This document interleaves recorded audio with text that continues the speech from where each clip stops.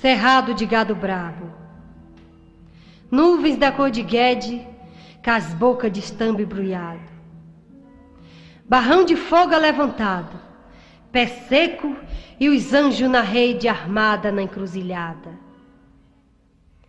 7 anjinhos morto de sede, horas morta madrugada. Tatupeba comeu as mágoas que chorou na mamona do ouro pelos bancos da meia água as almas de Chico Besouro.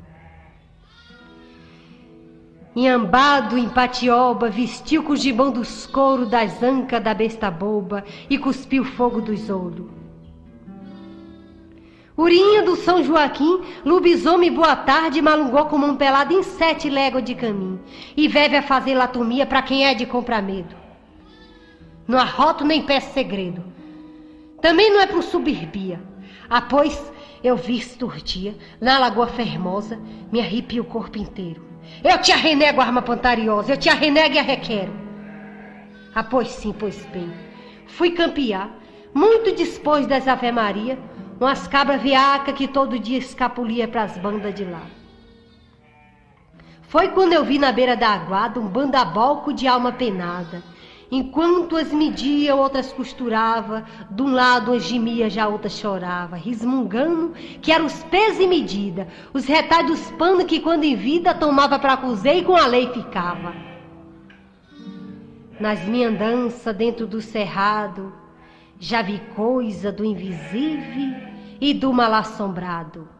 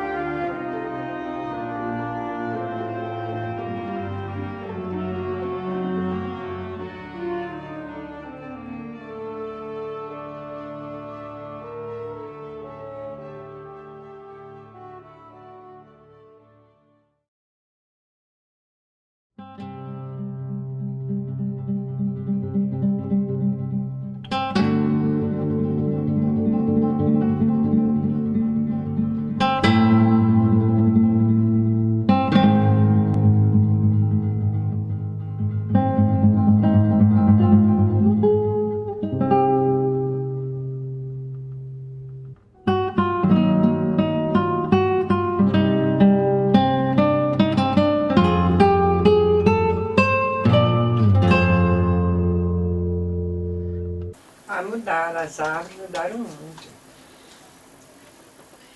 A caatinga, que antigamente a gente alcançou aqui, tem assim, nesse baixado aqui, agora tem muito pé de árvore, de umburana, umbuzeiro, caibeira, muitas árvores aí já não existe mais. Não sei se vocês sabem por que o nome canudo, se alguém sabe por quê?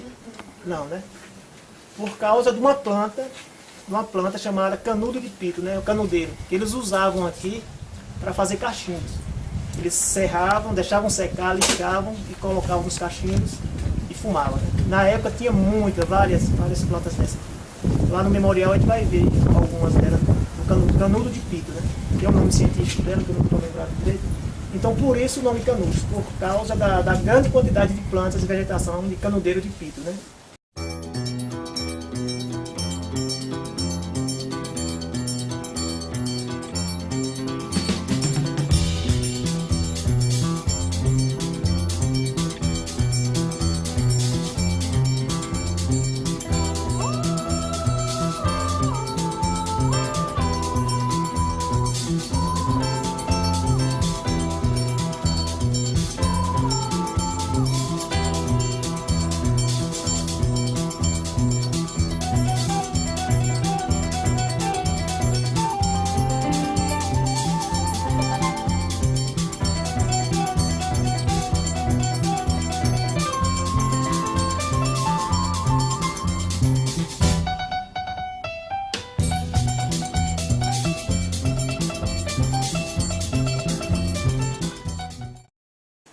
Que antigamente a gente alcançou aqui, tem assim, nesse baixado aqui, a gente mora, tem muito pé de árvore, de umburana, umbuzeiro, caibeira, muitas árvores aí já não existem mais.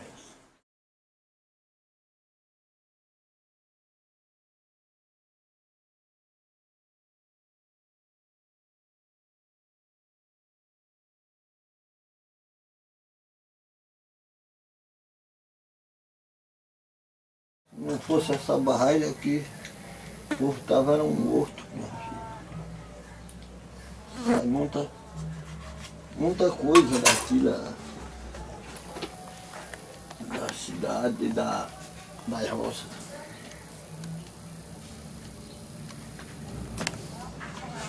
Mesmo onde eu morava era um lugar muito bom, mas acabou tudo. Viu umas secas aí, os terrenos se acabaram, virou espelho. O açude de Cocorobó foi construído para afogar a vergonha dos militares em ter feito assim uma guerra onde se massacrou tanta gente, né? Agora eu também sei que em 1940, quando Getúlio Vargas esteve aqui na região, tinha um senhor que chamava Isaías Canário, que ele era chefe político aqui na região. Então aqui era assim, um lugar muito pobre, muito seco. Você acha que aqui é o coração do semiárido. E aí o povo se reuniu, né, e pediu a ele, lá em Canudos Velho, pediu a ele que fizesse um açude, porque aqui a região tinha carência demais de água. Quando chegava assim aquela época de seca, né, os carros-pipas chegavam aqui. E aí ele prometeu, né, que mandaria fazer esse açude, como de fato mandou. Aí é por isso que eu conheço essa história, sei que é verdade. Por isso que eu, assim, às vezes eu discordo, né? Às vezes, assim, alguns debates, às vezes as pessoas ficam assim, porque eu discordo, que eu acho que foi feito bem porque precisava ser feito, porque o presidente na época veio aqui e viu a carência do povo, né? Mas muitos historiadores, eles acham que foi feito esse açude meio para cobrir a vergonha, a fraqueza.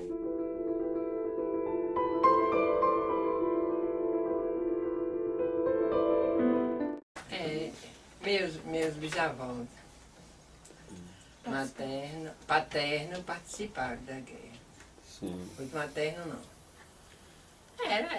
A gente, naquela época, a gente não se interessava muito não. Que quando a gente começou a interessar-se, era tarde demais, né? Quando eles não existiam mais, a gente não dava muito valor. No início não. Agora depois é que a gente criou muito interesse pelo conhecimento da guerra. Eles participaram, meus avós paternos, e meu avô, ele foi dos que ajudou a construir as casas de Canudos. Ele era carpinteiro, as casinhas, né? E minha avó moraram lá. Eles contavam que eles gostavam muito assim da vida que eles viviam, né? Antes da guerra, com a vivência com Antônio Conselheiro, né? Eles contavam muita coisa boa, eles gostavam muito de Antônio Conselheiro. Era um pessoal que vivia assim em união, em mutirão. Eles viviam uma vida muito feliz. À boca da noite eles rezavam o terço, de madrugada o Santo Ofício. Eram as pessoas que viviam, que acreditavam muito em Deus. Eles eram uma pessoa boa. Antônio Conselheiro, ele era uma pessoa muito boa, né? E guiava eles assim para o caminho do bem, que não fizesse mal a ninguém. Eles viviam, eram as pessoas muito honestas. Trabalhavam com honestidade. Eles trabalhavam assim em roça, né? Em roça, naquela época aí que eles ficaram na margem do Vaza Barris, eram terrenos muito bons. Trabalhavam na lavoura. Outros criavam bode. Viviam mais assim, da criação de bode. Eles plantavam milho, feijão, batata, abóbora, essas coisas de roça. Informações é que o proprietário dessas terras aí, inicialmente teria vendido para uma pessoa, não sei, não recordo bem o nome, não sei se é José Américo, mas a esposa chamava-se Maria Quitéria.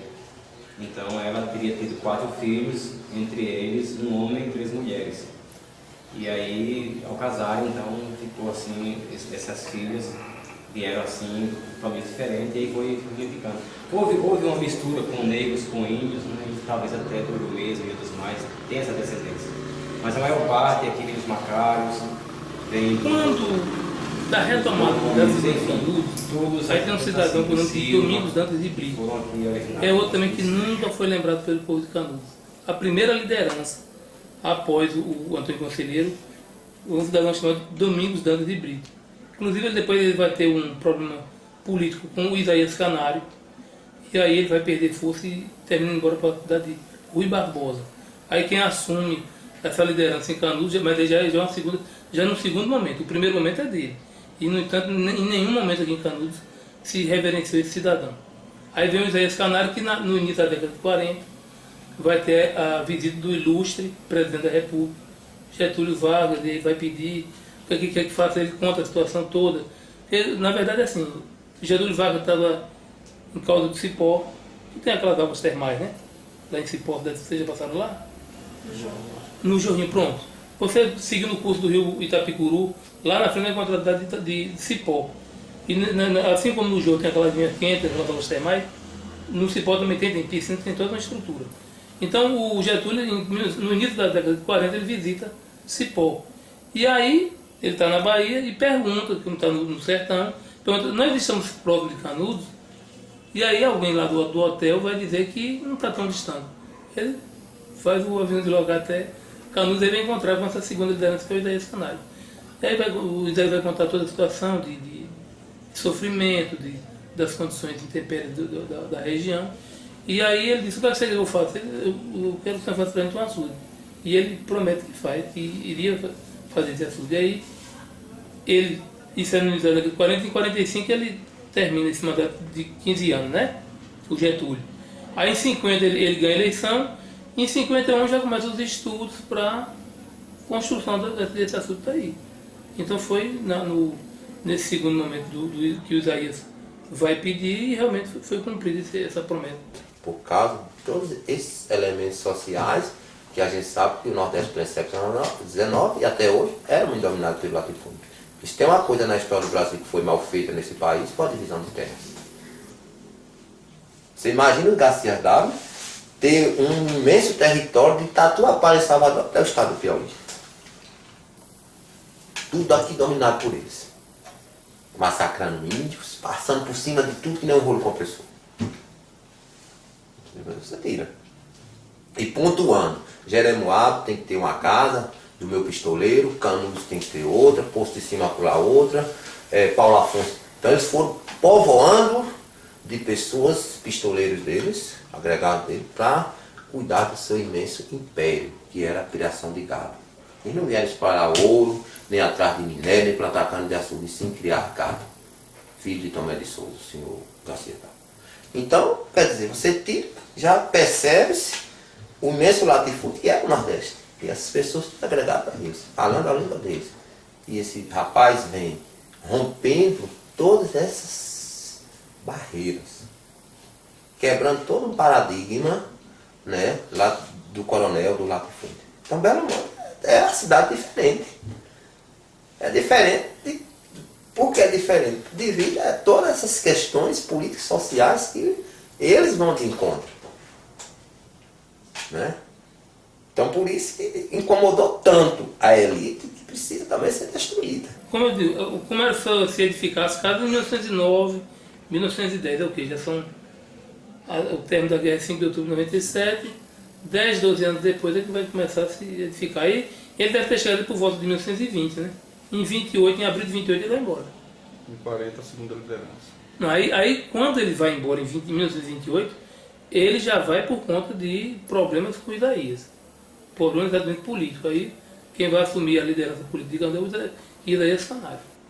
A construção da segunda cidade se dá pelo seguinte: muitos que foram embora não tinham nem sequer morar. Passaram meses e meses aí na casa de parente, mendigando, etc. Né?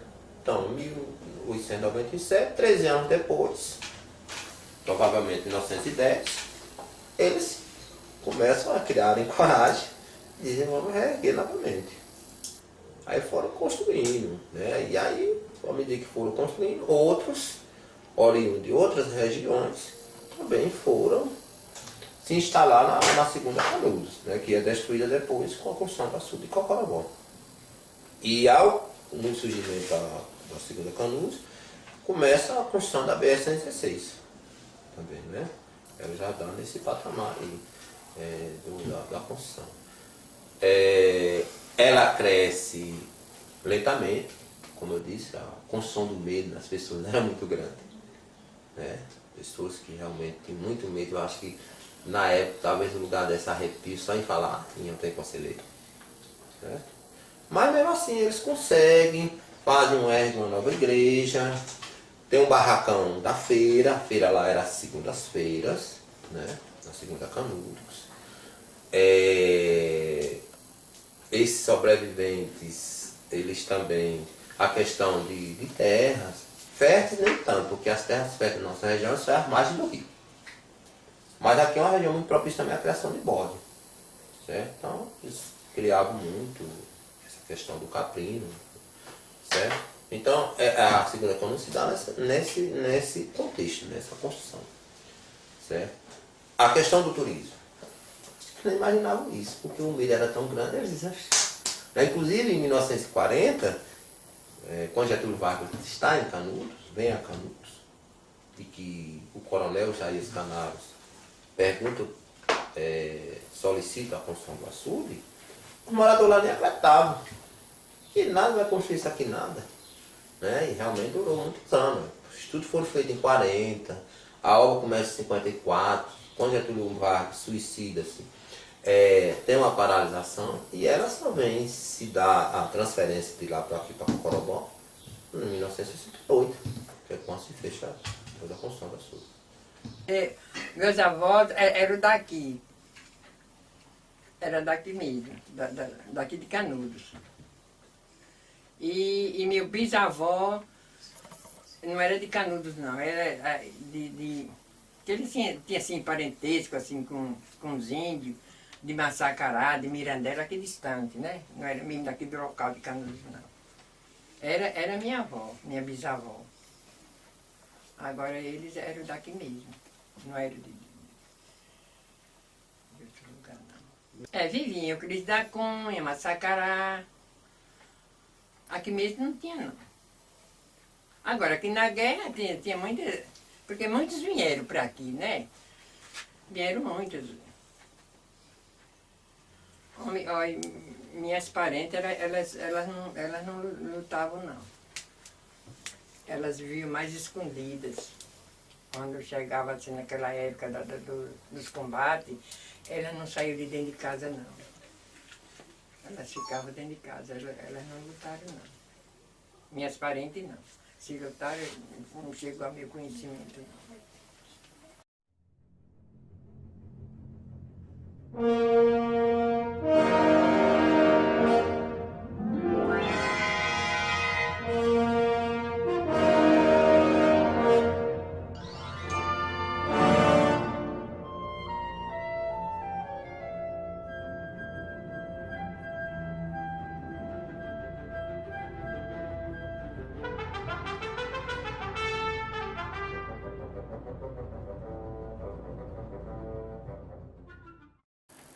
Antigamente, quando eu não tinha consciência, assim, menino, né? Ele fala que tinha morrido muita gente, tanto sofrimento, tanta...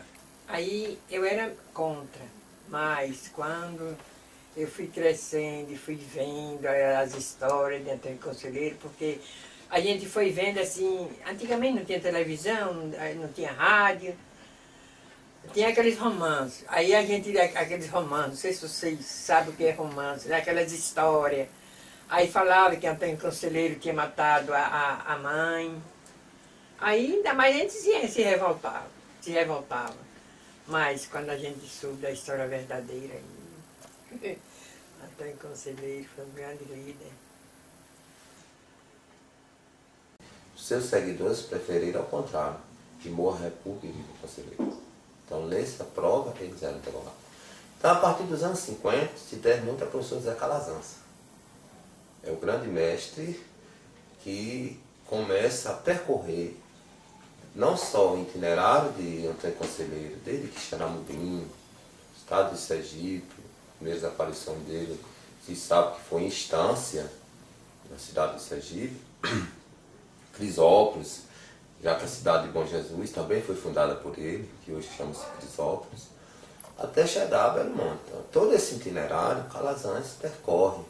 Assim, quando Antônio Conselheiro chega em Canudos, em 1893, dia 13 de junho, me parece que é essa data que Antônio Conselheiro fixa a residência em Canudos. Tratava-se de uma fazenda abandonada, né? Pertencente a Elvira Dantas de Carvalho. E aí, o que a gente vê é vocês já estiveram lá no parque, e o que a gente vê ali é um traçado. Você vê o que? São terras inóspitas, de um lado e do outro, e cortado pelo rio Guaduaíra. Então, eu não vejo muito essa questão de que Antônio Conselheiro veio para construir. Sim, ele tinha um ideal de liberdade, isso aí é inquestionável, um poder de persuasão muito bom, poder de conquistar as pessoas.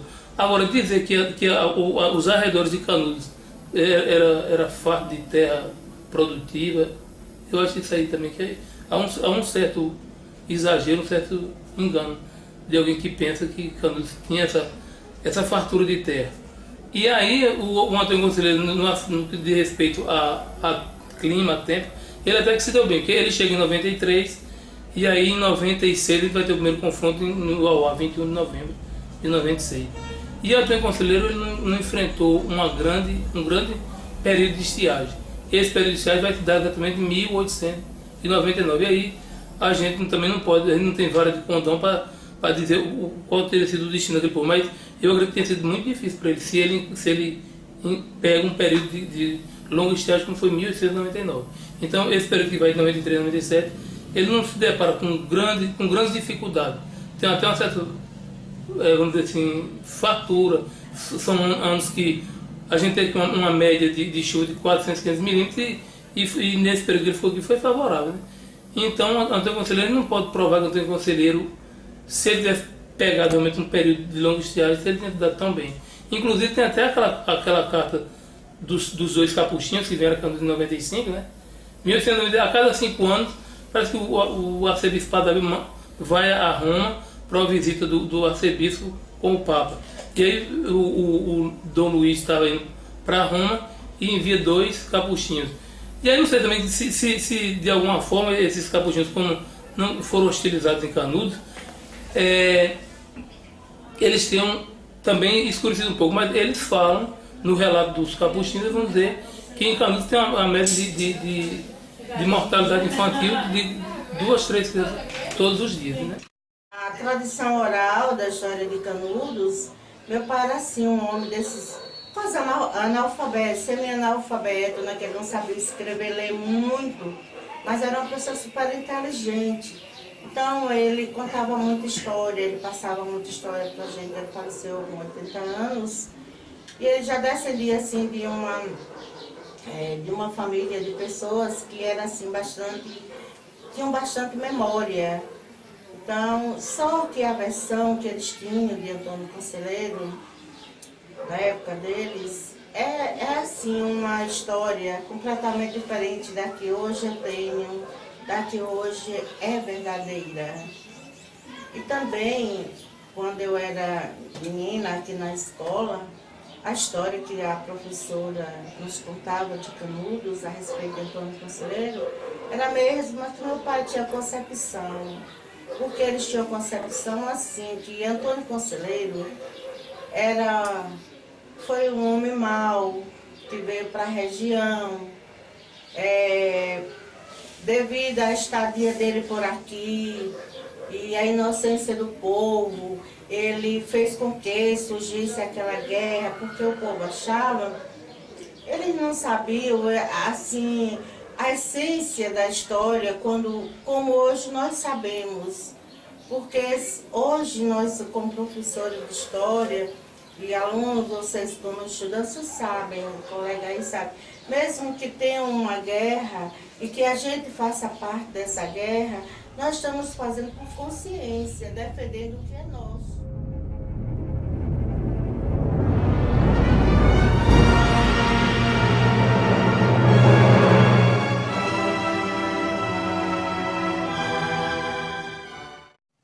Belo Monte é esse grande exemplo, porque se criou tanta maldade, entre aspas, no meio político. A Igreja Católica é uma grande parceira nessa contribuição também para que Canudos viesse a ser destruído, né? Ela dá uma contribuição imensa nesse contexto. Os coronéis da época, principalmente o seu barão Jeremoabo, o Cícero Dante Martins, citado Cícero Dante em homenagem a ele, que é um dos grandes ferrenhos contra o Conselheiro. O cara tem 60 fazendas, 61 aliás, 59 no estado da Bahia e 2 no estado de Sergipe. Então o cara montou realmente um império. Mas o que se percebe, toda essa trama se cria Belo Monte, porque é sociedade organizada. E numa sociedade organizada, a gente sabe que nesse país a elite sempre incomodada. Isso é óbvio. E nessa toda essa solidariedade eles conseguem destruir 3 expedições contra Canudos. Principalmente as primeiras, que não se tinha um armamento sofisticado perante aos seguidores. Não gosto muito da palavra jagunço, porque eu acho que é muito pejorativa, né? Mas se percebe que eles lutavam porque tinham foices, pedaços de pau, enxadas, pequenas armas que tinham essa soca-soca, bate-bucha. Então, mas consegue destruir 3 expedições, inclusive de Moreira César. A expedição de Moreira César, para a época, veio realmente toda equipada com canhões, metralhadores, fuzis e aproximadamente 1.280 soldados. Né? E eles conseguem derrotá-lo. Inclusive Moreira César é morto em Canudos, enterrado nas proximidades de Canudos, né? Ali próximo à casa de Dona Duru. Vocês estiverem em Duru, não foi? Pois ali próximo tem um cruzeiro erguido e onde foi enterrado Moreira César. Aqui desse outro lado nós vamos ver são balas de canhão e granadas utilizadas todas contra a Igreja Nova de Canudos. Aqui nós temos alguns balins da granada e aqui nós temos alguns elementos de fardamento dos militares. Eu quero dizer o seguinte, essa igreja, ela, além de ser derrubada por balas do canhão, ela também no fim ela foi incendiada com querosene e com pólvora que sobrou da guerra. Aqui é as trincheiras conselheiristas, né?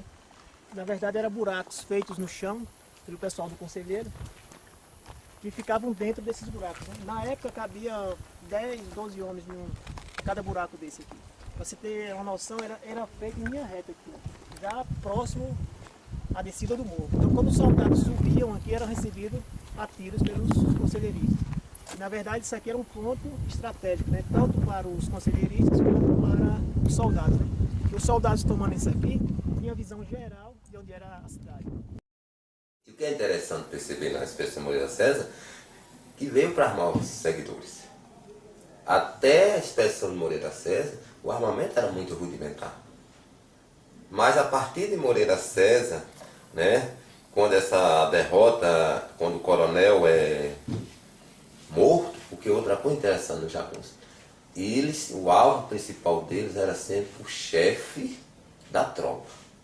Porque eles entendiam, isso é óbvio, que tirando o chefe de combate, soldados sem chefe ficam tudo aí perdidos. Então o alvo sempre deles eram os comandantes. É óbvio que, né, não escapava ninguém, mas eles tinham essa preferência, porque se entendia isso. Então veja como eram organizados até nesse contexto. E Moreira César, quando é baleado, é o único que ainda consegue cruzar a margem do Vaz da Barris, né? Até uma controvérsia, até no filme de César Rezende, ele usa, através da ficção, que é Pajeú que consegue baleá-lo. Mas há uma controvérsia porque também existe uma outra corrente que defende que pode ter sido baleado pelo próprio soldado. Porque era uma pessoa que humilhou muitos soldados. Os soldados sofreram muito. Soldados que foram presos, soldados quando chegou às proximidades do Belo Monte, a tropa toda cansada, ele não deu descanso à tropa, ele não atendia ninguém. Então tem essa controvérsia pelos maltratos que o próprio Moreira César fazia com seus subordinados. Então há também essa controvérsia. Mas o que se percebe, voltando ainda à questão do armamento, é que quando Moreira César é baleado, que é morto, Tamarino usa até uma expressão muito popular: tende de Murici, cada um cuide de si. Então os soldados abandonam tudo, armas, roupas, tudo. À medida que eles vão em seguida para Monte Santo, Euclides da Cunha, essa região aí, eles vão deixando todos os pertences. E os jagunços, eles não queriam nada da República, a não ser os armamentos. Isso era óbvio, eles não tinham tanto como tinham. Inclusive há relatos de mais de 30 caixas de bala eles conseguem recolher da Expedição Moreira César. Então, a Expedição Moreira César, por incrível que pareça, vem dar todo o suporte bélico aos seguidores do Conselheiro, porque eles não tinham essa sofisticação bélica. Então, depois da Antônio Moreira César, aí o país entra numa situação realmente problemática. Estava falando, aqui na frente tem um local que os arqueólogos acharam um esqueleto completo, né? Com as pernas cerradas, as duas pernas cerradas, e foi identificado que era um esqueleto de soldado. Aí por que esqueleto de soldado? Porque perto dos ossos tinha os botões que identificavam que era de um soldado, né? Então eles achavam aqui. O hospital ficava ali, provavelmente as pernas deles foram amputadas por não aguentar os ferimentos, então jogaram aqui. É por isso que esses córregos aqui, raramente, provavelmente quando chove, isso aqui, ó, desce aqui, a gente vai achando ossos, vai achando balas, essas coisas. E aqui tudo é um cemitério, isso aqui tudo. Cemitério, como eu falei, é um cemitério a céu aberto, né? Tanto ossadas de conselheiristas como ossadas de soldados também, né? Tudo junto. Isso aqui.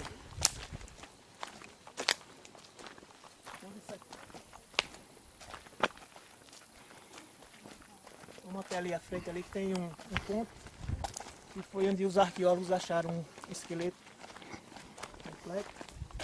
Vamos dar uma olhada aqui.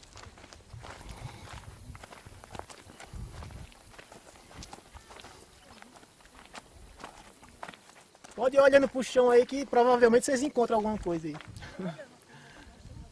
Vê algum pedacinho de ferro, cartucho de fuzil, né? Por aqui. Isso aqui é o caminho.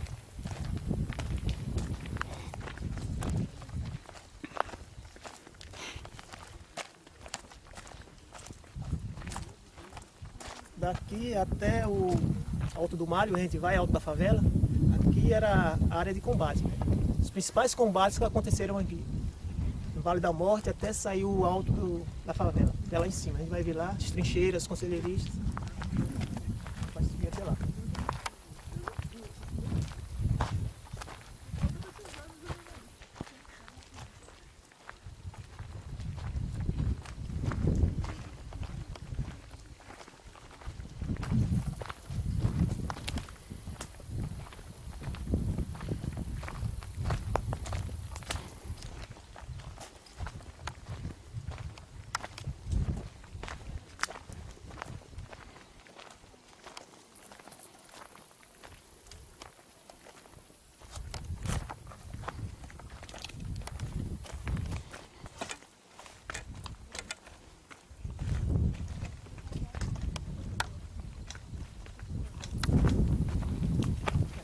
identificaram aqui, ó, como vocês estão vendo aí, de Correntes, que foi onde eles encontraram uma ossada completa, que, como eu estava falando, que identificaram que foi de soldado. Então eles cercam para identificar onde eles fizeram os estudos, essas coisas.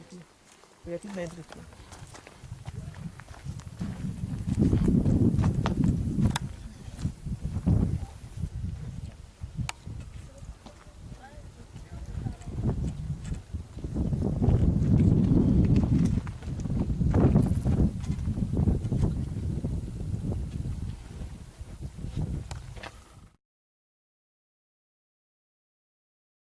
Mas, diante de tudo isso, se não vem um reforço, se o ministro não envia imediatamente outro reforço, tem alguns estudiosos que classificam até da quinta expedição, né? Eu não vejo como quinta, porque a quinta ela é solicitada por uma expedição, ela não foi derrotada, mas ela estava numa situação muito crítica, então o reforço era necessário. Né? E aí quando eles chegam, é que Canudos começa realmente a perder força. João Abad, Pajeú, Pedrão e tantos outros servidores, líderes, estão fora de combate. Uns conseguiram fugir, porque Canudos ele é cercado. A tropa vai cercando, até a última estrada que dá acesso, chamada Povoado Vazio da Ema. Então, quando cerca Canudos, ninguém nem entra e nem sai. Mas esse processo de cerco foi um processo realmente muito lento. E outra coisa interessante, que se pode perceber, é que quando conselheiro, por que conselheiro não foi instalado em Crisópolis ou em Monte Santo? E sim em Belo Monte? Por uma questão estratégica. Ele já sabia que futuramente ele ia ser perseguido. Né? Então, Belo Monte é um ponto estratégico.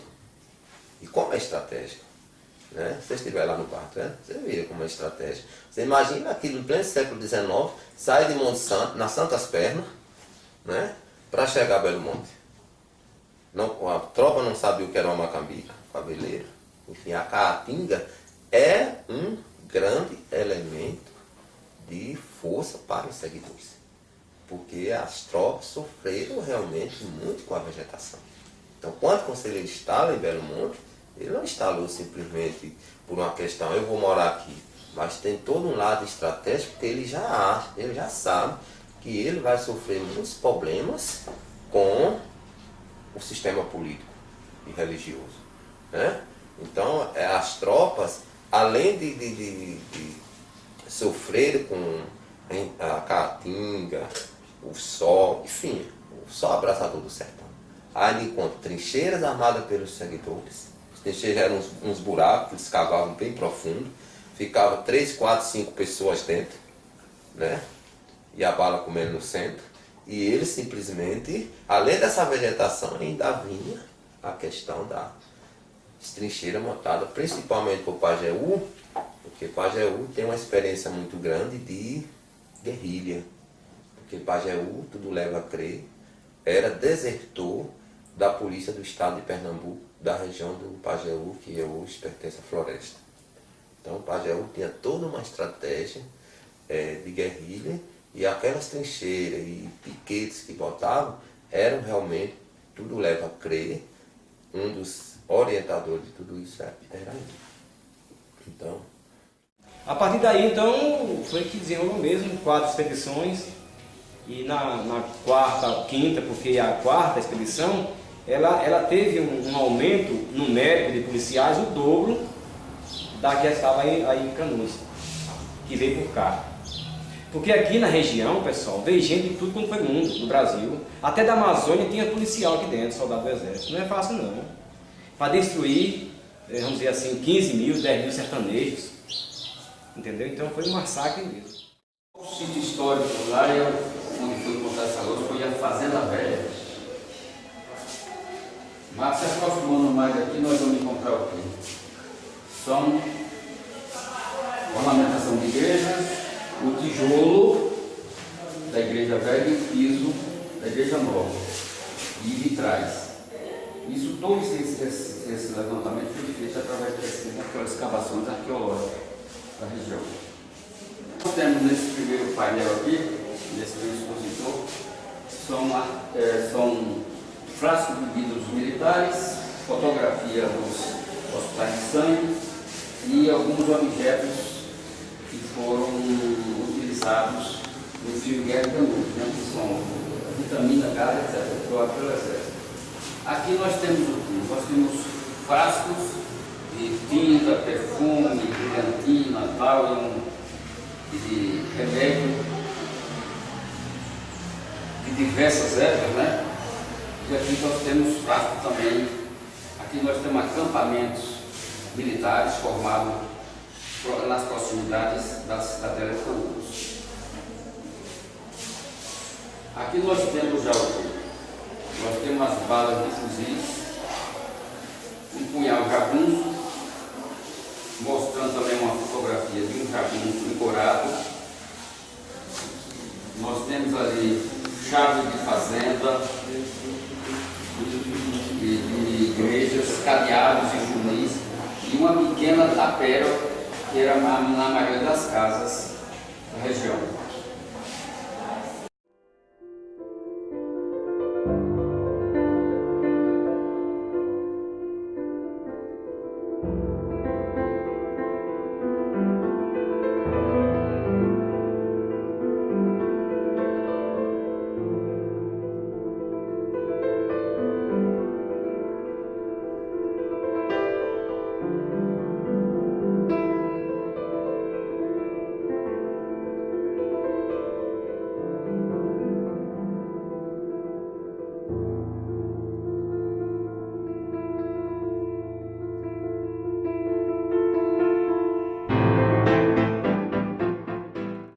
Os Tiririca e os Pendé.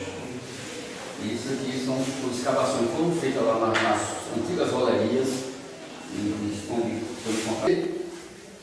E acampamento militar. Você tem até louça francesa, tem louça florada, tem louça comum.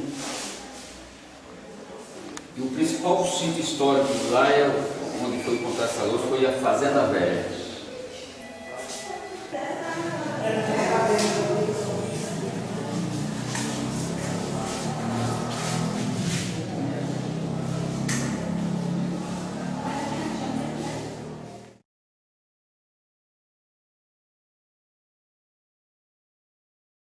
E meus pais, outras pessoas, eu conheci João Regis, né? Eu conheci João Regis, eu conheci Pedrão. João Regis morreu um dia desse, Pedrão era meu conterrâneo, parente do meu pai, também lá de Vaza da Ema, lá do município de Xoxó. Então, menina, assim que quando ele morreu, eu ainda era assim, eu era mocinha, né? Mas menina mesmo, a gente achava ele bastante interessante. Porque ele era assim, ele era aleijado, esse Pedrão, né, que foi assim, uma pessoa muito importante na história da Guerra de Canudos. Ele era aleijado e ele caminhava assim sobre uma gamela.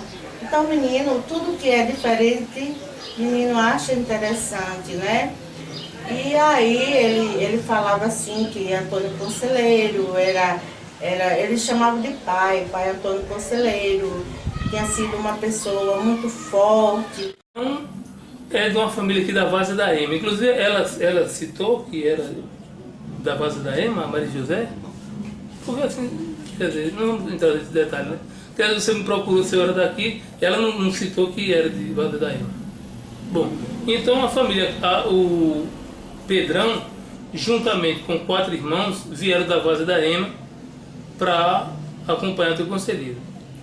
E aí tem um dado até interessante, que o pai fica, o pai chama-se Calixto, e a mãe acompanha. Como o coração doce de uma mãe, ela acompanha os 4 filhos. Era o Domingos, Pedro, Paulo e Geminiano. Esses eram os 4 filhos de Calixto, irmãos de Pedrão.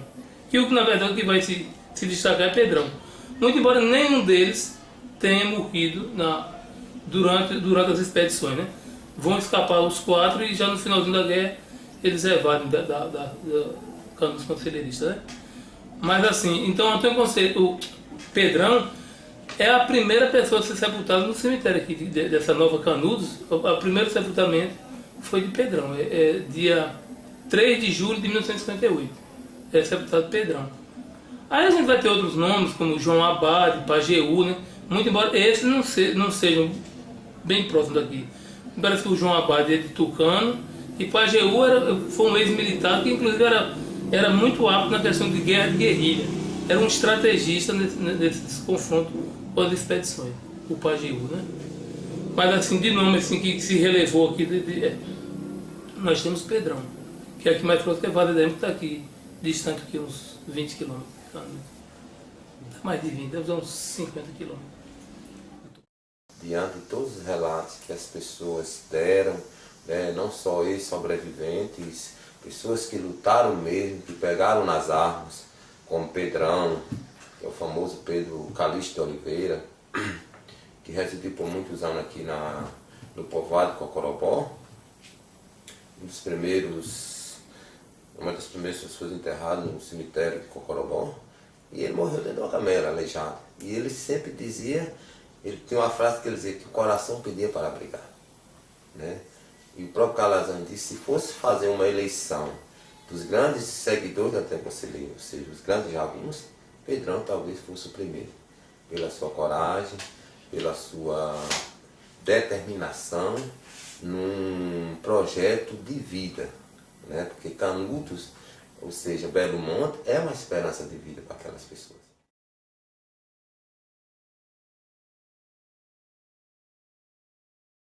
Aqui embaixo tem então essa madeira e essa aí, madeira comum. Ela então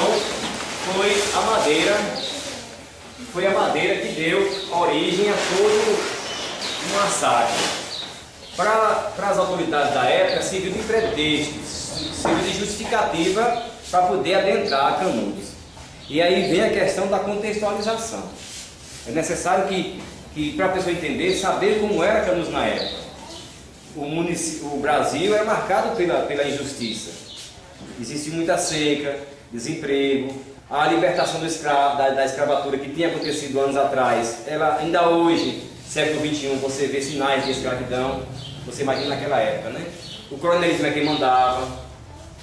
Os poderes públicos eram constituídos não pelo voto direto, mas por indicação. Tudo isso acontecia na época. Então essa madeira, sem falar nas fraudes que aconteciam, essa madeira então foi assim. Quando o conselheiro já vinha perambulando ou em peregrinação por essa comunidade aqui por trás, por trás é distante, lá no estado do Sergipe, de Alagoas, aí vem. E chegando na Bahia, ele passava numa comunidade nome de Bom Conselho, Nova Açores. E lá, um dia de feira livre, lá tem feira livre, não? Em Santa Inês? Tem? Aqui estado não tem não, ali não tem não. A feira livre vai ficar muito a economia solidária, né? A questão da agricultura familiar valoriza muito. Hoje, mais esse mercado, né? Infelizmente. Grande agricultura. Bom, essa madeira, aí Antônio Conselheiro teria tido em praça pública, assim, na sua pregação, dito algumas coisas referentes ao Estado, por conta das altas taxas de cobrança de impostos. Você sabe que o imposto que você compra hoje, que você paga hoje, é descontado no produto, né? Um batom, ali já está incluído o imposto, você nem sente, nem vê. Tá certo? Naquele tempo é diferente, naquele tempo se você vendia uma cabeça de cabra e o governo soubesse, pegava lá e quero duas, você vendeu quero duas. Aconteceu assim. Aquele filme mostra, não sei se vocês já viram. Não lembra que os soldados chegam lá e pegam o resto dos animais e levam? Porque tinha lá na foto, claro que não foi ali exatamente, ali foi só para ilustrar que ele vendeu uma res para poder tirar a fotografia da filha e quando chegou lá o policial ficou sabendo e tal, enfim. E aí, o conselheiro teria, na sua pregação, criticado a ação do governo, a questão dos impostos, da república, da questão do casamento civil, tudo isso faz parte das suas pregações. E tentaram prender ele em dia de feira. Como ele já andava acompanhado com muitas pessoas, 4, 5 policiais não conseguiram chegar até ele, a prender. E aí existia um juiz de direito, por nome de Arlindo Leone. Esse rapaz então tentou prender ele, mas não conseguiu. Aí ficou aquela rixa da parte de Arlindo Leone, querendo pegar conselheiro. Porque também houve a quebra dos editais, de impostos, aquele negócio que antigamente era fixado, não tinha rádio, televisão, não tinha jornal escrito não é mais nas capitais, né, cidades grandes. Enfim, aí era um ditado se botava nas paredes. Aí pegaram e rasgaram, queimaram, enfim. E Arlindo Leone, claro, qualquer autoridade se sente abusiva. Você vê que aqui em Canudos, por exemplo, estava ouvindo uma entrevista de um policial dia desse. Ele disse o seguinte, e é verdade até: se você anda sem capacete, porque aqui é proibido andar sem capacete, em todo lugar, né? Se você anda sem capacete, para eles é um abuso da autoridade, não quer nem saber da sua segurança. Se você botar uma cuiazinha, aquelas cuiazinhas, não boné, uma cuiazinha, para eles tá bom tamanho.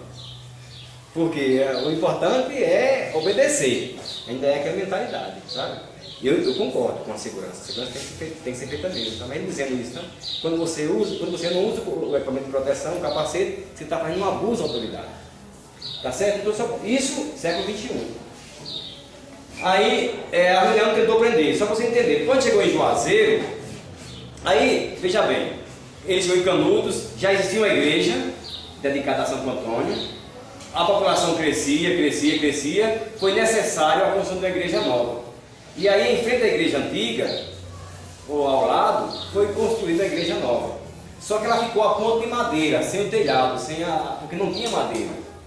Aí a madeira foi comprada em Juazeiro, porque em Juazeiro tinha um rapaz, nome de João Evangelista, que conselheiro comprava muitos materiais a ele, quer seja em moeda, quer seja em troca de valores de produtos. Por exemplo, a pele do bode, você sabe que aqui a região chegou a exportar a pele de bode para a Alemanha, para outros países, na época, sabe? Então, através desse comerciante de Juazeiro. Então, existia essa relação de comercialização.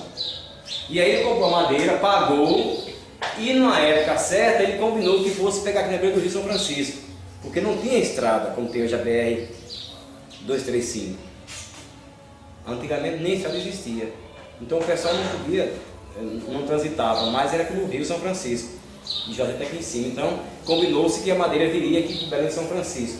Na data certa, o povo de Canudos saiu daqui, os homens, para ir buscar essa madeira lá no Belém de São Francisco, que fica daqui lá a 170 km. Ao passo, daqui para Juazeiro, 240. Então já tem uma diferença de quilômetros, né? Quando ele chegou lá, a madeira não veio.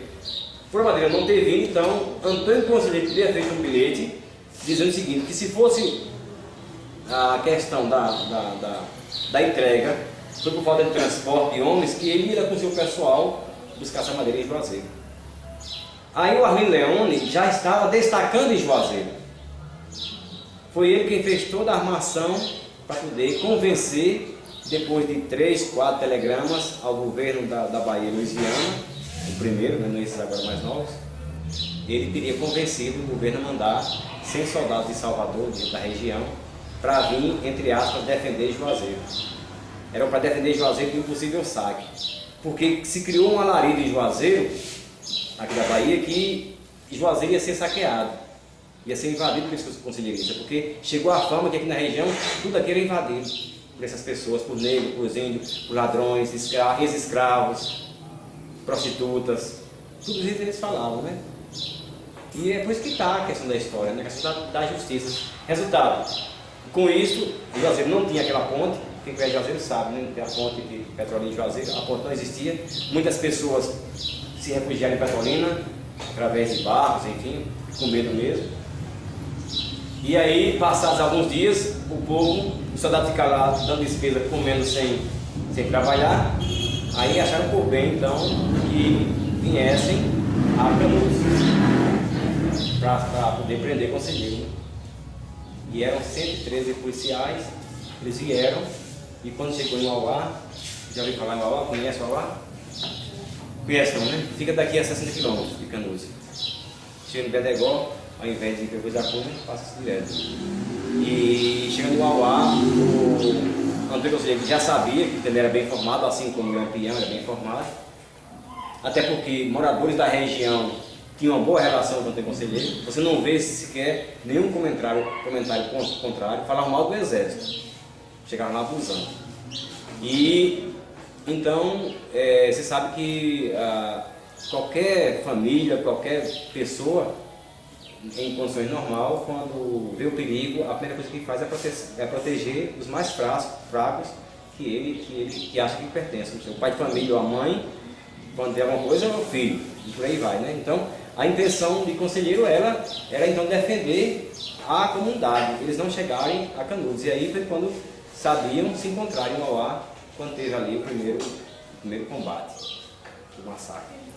Tá certo? A madeira foi o estupim para que a guerra acontecesse. Você esqueçam disso, não. Se não fosse a madeira, eles iam inventar outra coisa. Se você não deu, mas cabe aparecer o alho de madeira para ser agora que nós temos que entrar em ação. Constrói a igreja nova, não acha a madeira suficiente, vai comprar de vasilha, paga, e ninguém sabe porque é que não vieram entregar. E também surgiu a história que eles iam pegar essa madeira. E também, sério, né?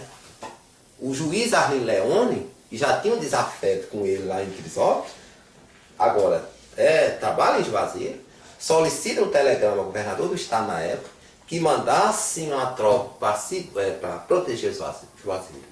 A tropa foi para proteger Juazeiro. E lá ele bota na cabeça do coronel, ou do tenente, Manuel da Silva Pires Ferreira, que vá de encontro aos seguidores, que eles vão atacar Juazeiro. O cara andou mais de 200 quilômetros e encontraram lá. O cara veio encontrar lá. Não é que, quer dizer, você vê que, né? E o conselheiro era muito bem informado, ele sabia de tudo. Entendeu? Então, antes deles chegarem até o Belo Monte, vocês já vão até lá. Que foi quando dá o primeiro combate, em 21 de novembro de 1896. Então, a madeira é esse estupim. É como diz Euclides da Cunha, é um incidente desvalioso. Foi feliz nisso aí? Que realmente foi a madeira, assim, o ponto, o elemento principal que eles encontraram agora, nós vamos ter que agir. Mas eles vão entrar qualquer outra coisa. Para destruir Canudos. Aí tem seu João de Regis, que é o pai de Duru, que ele diz uma frase fantástica. Quando as pessoas perguntavam, eu ainda tive a oportunidade de conversar muito com ele, aí disse, seu João, por que essa guerra? Meu filho, só faltou uma conversa. E é verdade. Que frase fantástica. Canudos só faltou uma conversa. Ah, o conselheiro foi radical? Que tenha sido, eu sei. Mas por que não se conversaram com o conselheiro? Que a igreja manda 2 capuchinhos e que mal falava português para ir tentar dispersar esse povo. E aí? Quer dizer, chegando de Belo Monte, não tinha, eles não falavam, eles não tinham como é que se diz? Uma linguagem desse povão. Eles nunca mal falavam. Radicais, defensores da doutrina do catolicismo, os capuchinhos, para ir negociar com o conselheiro. Chega lá e dizer, você tem que mandar esse povo embora. Você não sabe um negócio desse, não existe. Né? Por isso só faltou uma conversa. Feliz as palavras desse grande professor da gente, que nós estudamos Canudos, era o nosso grande professor, ele, Paulo Monteiro e tantos outros, que nos legou essa... O ano passado eu fiz até um desfile na escola que eu trabalho, a gente faz todo ano desfile aí, e a frase, o tema central foi essa frase. Né? Só faltou uma conversa em Canudos. Como todos os outros movimentos sociais. Ao longo dessa história, tudo é uma conversa. O cangaço faltou uma conversa. Tem seus problemas? Tem. É um problema social sério? É. O cangaço tem um problema social. Político muito sério. Tem o lado ruim deles? Tem. E o lado social? E o motivo? Não se conta também, não? A MST, que é inspirada em Canudos, perdeu muito sua identidade, mas a MST é inspirada em Canudos. Porque eles entendem, o próprio MST, o Movimento Sem Terra, entende que o primeiro projeto de reforma agrária desse país foi no Belo Monte. Porque lá tem a divisão da terra. Quem não tinha ia trabalhar na dos outros, aquela partilha. E eles entendem isso. Perdeu um pouco sua identidade porque se misturou com muito picareta. Né? Então veio, a oralidade foi fantástica nessa questão, porque quebrou essa corrente euclidianista. E como quebrou, né? Graças a Calazans, né? Aí foi com muito sofrimento, porque os pais de meu pai, eles estavam na época da guerra. Aí faltou, no final, aí faltou alimento. Aí meu avô, mais meu bisavô, avô, bisavô, tataravô, aí saíram nessas margens daqui mesmo, para procurar alimento, feijão, farinha, carne, essas coisas que tinham acabado. Aí eles trouxeram os animais, e aí quando iam voltando já tinham fechado o cerco de Canudos da guerra. Ninguém nem entrava e nem saía. Aí já à noite, aí eles quando os soldados viram aquele tropelo, eles com os animais carregados de alimento. Aí eles perguntaram, quem é lá? Aí eles naquela inocência disseram, nós somos jagunços procurando soldado para matar. Quando disseram isso, aí choveu bala mesmo. Aí eles, coitados, saíram correndo, abandonaram os animais com os mantimentos e saíram assim por dentro das baixas, correndo, se escondendo. E chega a ver as balas, passaram, chega zunindo nos ouvidos. Aí eles vieram, deixaram as mulheres lá. Minha avó, minha bisavó. E aí começou a guerra. Aí quando findou a guerra, aí eles ajuntaram as mulheres. Os homens, eles degolaram. E as mulheres ficavam. Aí eles levaram para Salvador, prisioneiras. Foi minha avó, minha bisavó, três tias do meu pai. Aí foi para Salvador. Aí passaram lá 6 meses. Aí não sabia notícia de marido, nem nada. Aí quem tomava conta deles lá, perguntaram a ela se ela queria voltar para Canudos. Aí elas disseram que queria. Que sabia que os maridos estavam vivos. Que eles tinham saído para comprar mantimento e não tinham voltado. E aí elas vieram. Quando chegaram aqui, aí encontraram com os maridos. Só para finalizar, então, Belo Monte é essa cidade fundada por um líder cearense. E como eu já falei antes, a esperança do povo era muito grande, Beato. Né? Quem é que forma Canudos? Quem vai morar em Canudos? Negros, recém-libertados, que é uma coisa interessante, que a senhorita Princesa Isabel assinou a Lei Áurea, mas todos eles esqueceram, os abolicionistas, que o negro precisaria ter um local exclusivo para ele. Ficaram agregados os coronéis do mesmo jeito. Calazans classifica Canudos como o último quilombo, né? Porque realmente o número de negros que vai morar em Canudos é muito grande. Fora isso, índios. Quem são os índios desse país? Né? Uma coisa a gente sabe, aos longos dos 500 anos de história do Brasil, nosso país foi sempre na opressão. E o índio não passou disso, foi uma sociedade muito massacrada. Né? E me perdoe o livro de história, que muitas vezes a gente lê que os primeiros habitantes do Brasil foram os portugueses. Né? Me perdoe os historiadores, os intelectuais. Não sei baseado em quê. Né? E os índios foram massacrados e dizimados. E Canudos agrega todas essas pessoas. Pessoas que viviam excluídas à mercê da sociedade. Então, é uma sociedade coletiva, organizada, onde o grosso modo da população são essas pessoas que viviam excluídas, dominadas pelos coronéis, que tinham que falar a língua dos coronéis, e o Beato chega com essa esperança. Você imagina naquela época ter escola para as suas crianças, em pleno século XIX. Nem todos iam estudar, né? Porque a liberdade também, Manuel Leite tem uma frase que diz muito interessante, que em Belo Monte a liberdade entrou sem pedir licença. Você não era obrigado, mas ele já tinha uma visão muito grande. Né? As mulheres rezavam, cuidavam da fazenda da casa, os homens cuidavam das roças, dos seus animais, outros iam pedir esmolas. para dar sustento à cidade, que é outra coisa interessante. Não se tem dados hoje históricos, nem na tradição oral, nem relatos literários históricos, que os jagunços viviam saqueando fazendas. Quem fez isso foram as tropas.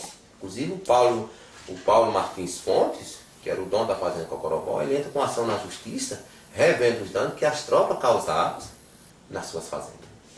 Principalmente a fazenda Cocorobó e a fazenda Posto de Cima. Então, Canudos é essa cidade em que se agrega essas pessoas, onde toda a esperança está depositada no seu líder maior. Né? No auge da população do crescimento, chegavam-se 12 famílias. Tinha um barracão em Canudos que abrigava todas as 12 e todo mundo ia construir casa para aquelas 12 famílias.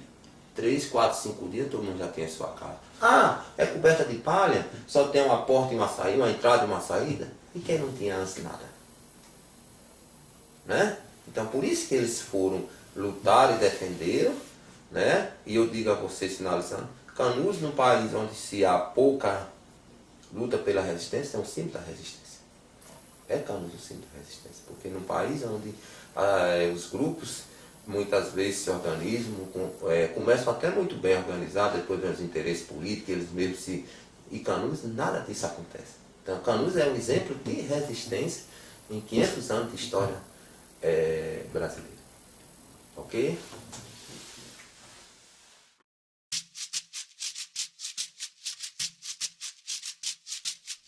Mato seco e papel pra queimar, bota fogo no céu, lua cheia, acende o carrossel pra rodar, incendeia.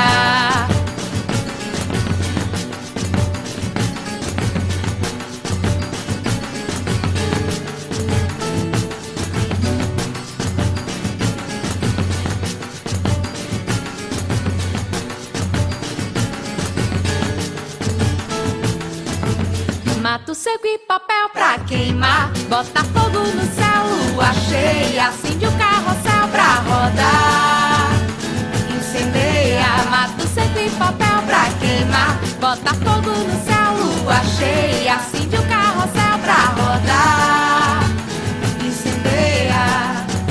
Menina bonita, cor da madrugada, tá chovendo estrela, menina da saia rendada, vestido de chita, colorindo a estrada, me caso com seu, menina, na lua enfeitada.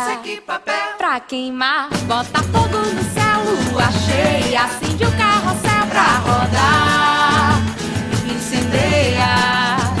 Lagoa de terra, no chão retalhada, escude e peixeira, menina da mão encantada, passarinho na serra, faz a revoada, cantando pro céu, menina, moça apaixonada. Pra queimar, bota fogo no céu, lua cheia, acende o carrossel pra rodar, incendeia. Todo o amor desse mundo pulsando no mesmo segundo pra fazer chover. Balaio de gente toda diferente, cantando pro novo tempo acontecer.